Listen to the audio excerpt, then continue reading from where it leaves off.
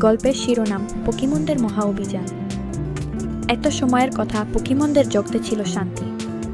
সবাই আনন্দে ছিল, কিন্তু হঠাৎ একটি ভয়ঙ্কর ঝড় এসে এল।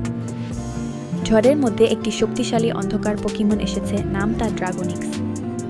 সে জঙ্গলের সব জায়গা দখল করতে চায়।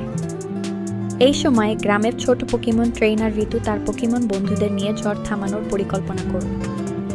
তার পনের পোকিমন ছিল বিশেষ, সবাই আলাদা আলাদা ক্ষমতায়। ঋতু এবং তার পোকিমনরা একসাথে যাত্রা শুরু করল। প্রথমে লুমিনা তার রঙিন আলো দিয়ে ঝড়ের শক্তি কমালো। তারপর ফায়ারটেল ও অ্যাকুয়া মিলে আগুন ও জল দিয়ে ঝড়ের পথ বন্ধ করল। শেষ লড়াইয়ে টাইটান ড্রাগনিক্সের মুখোমুখি হল। টাইটান তার অদ্ভুত শক্তি ব্যবহার করে ড্রাগনিক্সকে হারালো। সবাই খুশিতে উল্লাস করল।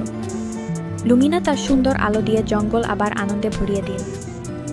সবশেষে ঋতু বলল, সুন্দর ও শক্তিশালী সব পোকিমনদের বন্ধুত্বেই আমরা এই জগৎ রক্ষা করতে পারি।